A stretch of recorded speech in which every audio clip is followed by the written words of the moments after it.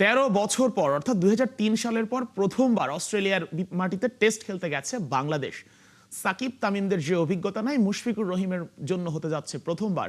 কেমন হবে এবারের টেস্ট সফর বাংলাদেশের জন্য, কতটুকু চ্যালেঞ্জিং টাইগারদের জন্য এই সফর, সেটাই নিয়ে আলোচনা করব। আমার সঙ্গে আছেন সাবেক ক্রিকেটার ইশতিয়াক আহমেদ। ইশতিয়াক আহমেদ, আপনাকে স্বাগত জানাচ্ছি খেলাযোগ স্টুডিওতে। ধন্যবাদ। যে কথা বলছিলাম, 2003 সালের পর অর্থাৎ 13 বছর পর প্রথমবারের মতো বাংলাদেশ দল যাচ্ছে।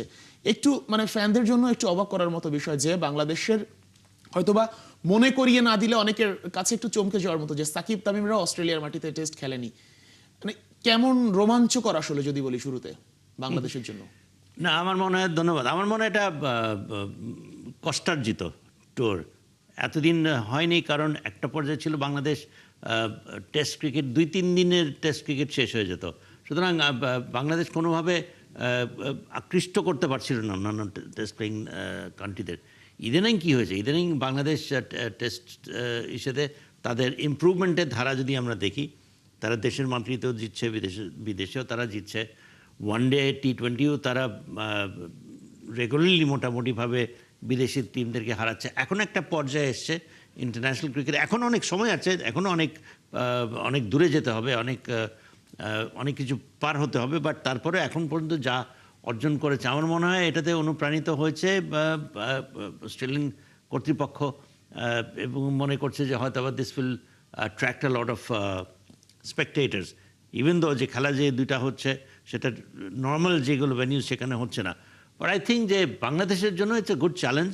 আমার মনে হয় দে শুড রেসপেক্ট যে তারা ইনভিটেশন পেয়েছে, ইভেন দো আমার মনে হয় যে অস্ট্রেলিয়া, ইংল্যান্ড এবং বড় বড় দেশগুলো এখন পর্যন্ত তাদেরকে করে নাই এই কারণেই, because they are not expected to draw large crowds, viewership ওরকম হওয়ার কথা না।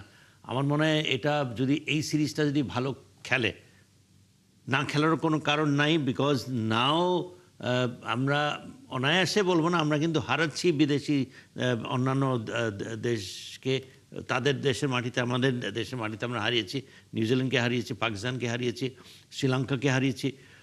So now we are in a position where we can pose a challenge to Australia, and it will be a big challenge. যে কথাটা বলছিলেন যে আসলে মানে অস্ট্রেলিয়া যে আসলে সিরিয়াসলি নিয়েছে, সেটা তাদের স্কোয়াড দেখলেও কিন্তু বোঝা যাচ্ছে যে তারা পূর্ণ শক্তির দল দিয়েছে। তো হ্যাজেলউড, প্যাট কামিন্স সহ যে তাদের যে পেস অ্যাটাকটা, এইটা সামলানোটা বাংলাদেশের ব্যাটারদের জন্য কতটা কঠিন হবে বলে আপনার মনে হয়? কঠিন হবে, বাট নট দ্যাট যে বাংলাদেশ এখন এই ধরনের এই কোয়ালিটির বোলিং যে খেলছে না ইন্টারন্যাশনাল লেভেলে, ঠিক তা না। বাট ইয়েস, এই 4-pronged পেস অ্যাটাক অন্তত ধরেই নিতে পারি যে George Hazlewood, Mitchell Starc and Pat Cummins will be playing this test match. And ওরা কেবলমাত্র বাংলাদেশ না, যে কোনো দেশের ব্যাটিং সাইডের এগেনস্টে they are a big threat. But Bangladesh প্রথমবার যখন টেস্ট খেলতে গিয়েছিল তখন যেরকম যে অবস্থায় ছিল, হ্যাঁ, এখন কিন্তু আমি মনে করি যে Bangladesh is much, even though শান্ত যাওয়ার আগে বলে গেছে যে ধরনের প্রিপারেশন প্রয়োজন ছিল সেই ধরনের প্রিপারেশন তারা পায়নি।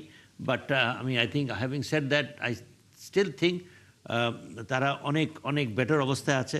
এখন প্লেয়াররা তাদের যদি বেস্ট দিতে পারে, তারা কিন্তু ইন্টারন্যাশনাল ক্রিকেটে ইন্ডিভিজুয়ালি কিন্তু অনেকে অসাধারণ ইনিংস খেলেছে, কিন্তু অভিজ্ঞ মুশফিকের মতো টেস্ট ম্যাচেস, তারপরে মমিনুল হকের 14টা টেস্ট সেঞ্চুরি। আপনি যদি শান্তর ক্যাপ্টেনের যদি দেখেন, এখন ইজ ইন টপ ফর্ম, 9টা তার টেস্ট সেঞ্চুরি আছে, 50 অতটা নাই যত না তার টেস্ট সেঞ্চুরি আছে। সুতরাং I think Bangladesh is now in a much better position, যেটা লাস্ট সফর যেটা ছিল তার থেকে অনেক ভালো। বাট এখন yes, coming back to your question, এই পেস বোলিংয়ের এগেনস্টে কীরকম খেলবে, আমি মনে করি তারা যদি ইন্ডিভিজুয়ালি তাদের নিজের উপরে সে আস্থাটা থাকতে হবে যে আমি খেলেছি এই মানের পেস বোলিং অ্যাটাকের এগেনস্টে, and we have all done well, I have done well. সদমানকে নিজেকে বলতে হবে আমিও টেস্ট সেঞ্চুরি আমার আছে। আনফর্চুনেটলি মাহমুদুল হোসেন জয় নাই, যে কিনা নিউজিল্যান্ডে ভালো খেলেছে, সাউথ আফ্রিকাতে ভালো খেলেছে, ডিফিকাল্ট কন্ডিশনে খেলা একটা প্লেয়ারকে নিয়ে যাওয়া হয়নি, এটা আমার ব্যক্তিগত একটা আফসোস। সৌম্য সরকারের একটা অসাধারণ ইনিংস ছিল নিউজিল্যান্ডে, 149। সুতরাং অনেকেই আছে কিন্তু যারা এই ধরনের কন্ডিশনসে তারা খেলেছে। এখন অস্ট্রেলিয়াতে কীরকম খেলে, এই বোলিংয়ের এগেন্সটে কীরকম খেলে, আমি মনে করি যে অবাক হওয়ার কিছু হবে না, থাকবে না, যদি আমরা তাদেরকে ভালো কিছু একটা করতে দেখি। আচ্ছা, অস্ট্রেলিয়ার পেস অ্যাটাকের কথা যখন বলি তখন আমাদের নিজেদের দিকেও তাকাতে হয়। পেস অ্যাটাকের কথা বলতে গেলে প্রথমেই আমাদের নাহিদ রানা মিসিং, এইটা আসলে বাংলাদেশকে কতটুকু মানে পিছিয়ে রাখবে নাহিদ রানার না থাকা? নাহিদ রানা থাকলে আমাদের কি হতো, আমরা যারা ভিউয়ার্স কিংবা বাংলাদেশের যারা ফ্যান্স, তাদের জন্য একটা এক্সাইটিং একটা হতো, এই মানের বোলার ফাস্ট মানে এই উইকেটে কেমন বল করে নাহিদ রানা? ওয়েল, উইকেটটা এখন আমরা জানি না।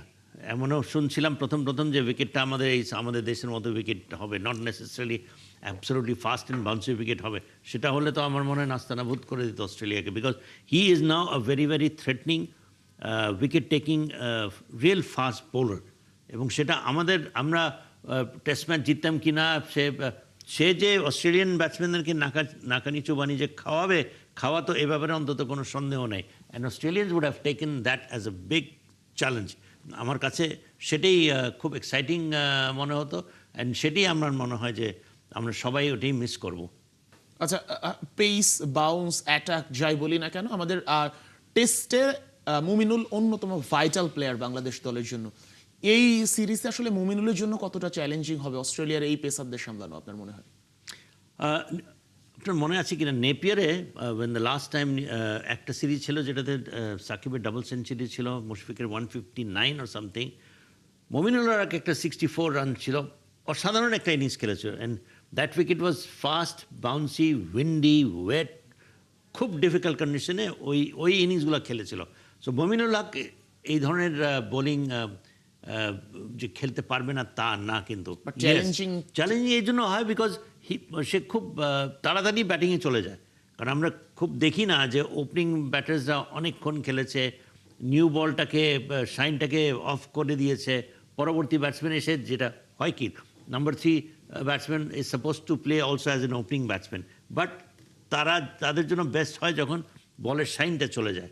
তো মমিনুল হক সচরাচর দেখা যাচ্ছে সে গিয়ে নতুন বলই খেলে। So it will be challenging, but আমার মনে হয় he will be up for that. Say short ball ভালো খেলে, খালি ওর হচ্ছে যে একটু আউটসাইড দি অফ স্টাম্প, যেটা দেখে থাকি আউটসাইড দি অফ স্টাম্প বল একটু মুভ করে যাচ্ছে, সে খুব একটা সামলাতে পারে না। He has to play that shot.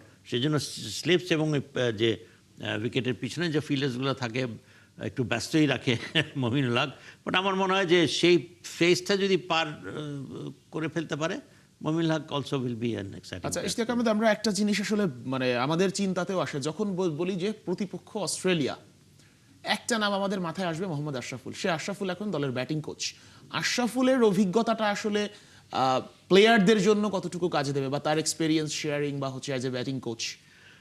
একটা তো হচ্ছে যে আই এম শিওর তারা যথেষ্ট সম্মান করে আশরাফুলকে অ্যাজ এ প্লেয়ার, তার অভিজ্ঞতা রয়েছে, তার অভিজ্ঞতা প্রতিপক্ষ যখন অস্ট্রেলিয়া, হ্যাঁ সেটা তো আছেই। আমার মনে হয় আই থিঙ্ক যে অস্ট্রেলিয়ার এগেনস্ট যদি কোনো একটা প্লেয়ারের নাম যদি আমাকে বলতে হয়, it has to be Shahriar Nafees. সে যে ইনিংসটা খেলেছিল ফতুল্লাতে, আমার মনে হয় one of the best innings ever played by any batsman in Bangladesh অস্ট্রেলিয়ার বিরুদ্ধে, ফুল ফ্লেজেড অস্ট্রেলিয়ান সাইড। তখনকার অস্ট্রেলিয়া টিম অন্যরকম ছিল, একদম অসাধারণ, খুব স্ট্রং, ওয়ার্ল্ড বেস্ট টিমের এগেনস্টে করেছিল।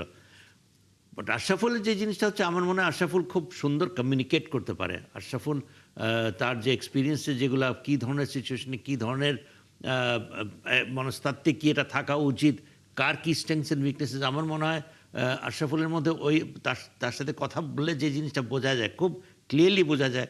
Is a very sound guy with a very clear idea of the game, এবং কোন প্লেয়ারের কী স্ট্রেংথ অ্যান্ড উইকনেসেস আছে, এবং সেটা ইন্টারন্যাশনাল লেভেলে কীভাবে অ্যাপ্লাই করা যেতে পারে, and which can be good for the player as well as the team. আমার মনে হয় এই দিক দিয়ে Ashraful is a better player and better choice as a coach than others.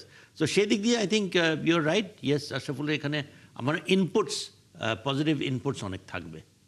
আচ্ছা, সৌম্যর ইনক্লুশনটা এই সিরিজে, এবং হচ্ছে এই নিউজিল্যান্ডের সিরিজের কথা বলছে, নিউজিল্যান্ডে সৌম্যর ব্যাটিংয়ের কথা বলছিলেন, সৌম্য কি আরও একবার জ্বলে উঠতে পারে, যেটা অতীতে মানে এই ধরনের উইকেট, যদি আপনি বলছিলেন যে উইকেট কেমন হবে আমরা জানি না, তারপরেও খেলা যখন অস্ট্রেলিয়াতে, আমরা ওই ধরনের আসলে বাউন্সি উইকেট প্রত্যাশা করি।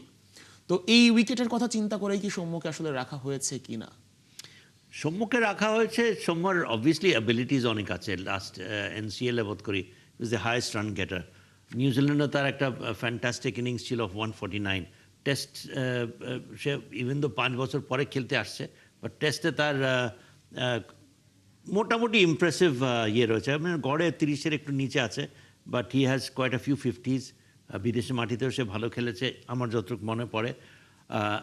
ওর মধ্যে ফাস্ট বোলিং ফেস করার কিংবা কাউন্টার করার মতো তার স্কিলস রয়েছে, সেটা একটা। Even though I think he is lucky to get into the side, but ওর মধ্যে সে একটা হচ্ছে কি, সৌম্য সরকারকে নিজেকে সেই ডিটারমিনেশন নিজেকেই আনতে হবে। একমাত্র তার মধ্যে সেই কতখানি সেই জিতটা আছে জানি না। এত সুযোগ পেয়েছে, ওর খেলা দেখলে এখন বোঝা যাচ্ছে যে কিছুটা ইমপ্রুভ হচ্ছে, এই জন্য যে he wants to stay in the wicket.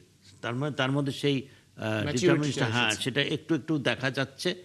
And তার মধ্যে সেই কারেজ অ্যান্ড স্কিলসটা আছে two counter attack this kind of bowling. এবং আমার মনে হয় কয়েকটা কারণের মধ্যে ওই একটা কারণে তাকে নেওয়া হয়েছে, যে he may be able to counter this fast bowling attack. আচ্ছা, মুশফিকুর রহিম প্রথমবারের মতো খেলবেন অস্ট্রেলিয়াতে, একদম বাংলাদেশ দলের এখন সবচেয়ে অভিজ্ঞ ক্রিকেটার নিঃসন্দেহে। মুশফিক আসলে নিজের ভিতর অনুপ্রেরণা খুঁজে পাবেন নিশ্চয়ই এই সিরিজে, এবং যেহেতু অস্ট্রেলিয়াতে কখনো খেলা হয় না, মুশফিক কি চাইবেন নিজেকে আরো একবার নতুন করে দেখাতে অস্ট্রেলিয়ার মাটিতে, মানে যে অভিজ্ঞতা তার আগে নাই? মুশফিকের ব্যাপারে যতই বলি কম বলা হবে। মুশফিকের যে ধরনের ডিটারমিনেশন, যে ধরনের জিদ, যে ধরনের একটা প্রত্যয়, দৃঢ় বিশ্বাস নিজের উপরে, এটা যদি অন্যান্য প্লেয়ারদের মধ্যে যদি 50%ও যদি থাকতো, আমার মনে হয় যে আমরা অনেক কিছু অর্জন করতে পারতাম। সো ওর মধ্যে যে সে জিদটা যে আছে, যে সে গিয়ে ওখানে কিছু একটা করবে, this is one last opportunity he has. Do you think সে এটাকে he will waste this opportunity? No way. তো আই হোপ যে সে বেশি প্রেশার নিজের উপরে না নিয়ে নেয়, বেশি এক্সপেকটেশনস যেন নিজের কাছে, এবং অবভিয়াসলি সবার এক্সপেকটেশন থাকবে, সেটাতে সে যেন প্রেশারাইজ না হয়। He should feel free and take it as if this is is the first and last opportunity. And মানে এটাকে যেন কোনো রকমের নিজের উপরে প্রেশার যদি না ক্রিয়েট করে, প্লেইং হিজ নর্মাল ওয়ে, আমার মনে হয় যে ওর কাছে কোনো ব্যাপারই না একটা বড় কিছু এটা করা। কোথায় সে করে নেই, কোন দেশে গিয়ে সে প্রত্যেকটা জায়গায় সে করেছে। সেজন্যই বলছিলাম যে মানে অস্ট্রেলিয়াতে যেহেতু প্রথমবার, I think he is up for it. এই চ্যালেঞ্জটা সব, যদি কেউ এই সিরিজে একটা কিছু যদি অর্জন করার থাকে, কেউ যদি এটাকে চ্যালেঞ্জ হিসাবে নেয়, আমি মনে করি Mushfiq Rahim is one player who has all the reasons to take this test match as a personal challenge. আচ্ছা, ইশতাক আহমেদ, আমরা যদি একটু মানে অতীত দেখি, ইংল্যান্ডের মাটিতে টেস্টে আসলে বাংলাদেশে ভালো রেকর্ড নাই, অস্ট্রেলিয়াতে যে 2টা ম্যাচ খেলেছিল সেখানেও ভালো রেকর্ড নাই। মানে বড় বড় দেশগুলোর মাটিতে গিয়ে অস্ট্রেলিয়া মানে মানে এই লেভেলের দলগুলোর মাটিতে গিয়ে বাংলাদেশ টেস্টে কখনো ভালো করতে পারে না, এক্সেপ্ট 2022 সালে যদি আমরা নিউজিল্যান্ডের কথা বলি। ওই নিউজিল্যান্ডের খেলার যে অভিজ্ঞতাটা, জয়ের যে অভিজ্ঞতা, মানে 8 উইকেটের জয়, এইগুলা নিশ্চয়ই বাংলাদেশকে এই সিরিজও হেল্প করবে, অন্তত মেন্টালি। আপনার কাছে কি মনে হয় কিনা? একটা অলরাউন্ড পারফরমেন্স ছিল ওই মানে সময় কেউ থেকে। ভাবতে পারেনি যে বাংলাদেশ এমন করবে। ইয়েস, এন্ড সেটা ছিল কিন্তু ফাস্ট বোলারদের একদম কন্ট্রিবিউশন মানে ছিল। যে উইকেট আমরা বলছিলাম আর কি। হ্যাঁ, তো ফাস্ট বোলারের কন্ট্রিবিউশন ছিল। সো আই থিঙ্ক যে একটা সময় থেকে যখন ফাস্ট বোলাররা উইকেট পাওয়া শুরু করে, ফাস্ট বোলারদের জন্য যখন আমরা টেস্ট ম্যাচ জেতা শুরু করি, ওভারঅল আমার মনে মাইন্ডসেট, চিন্তাভাবনা, অ্যাপ্রোচ, বডি ল্যাঙ্গুয়েজ সব চেঞ্জ হয়ে যায়। তখন থেকে Bangladesh started to think that we can go and win test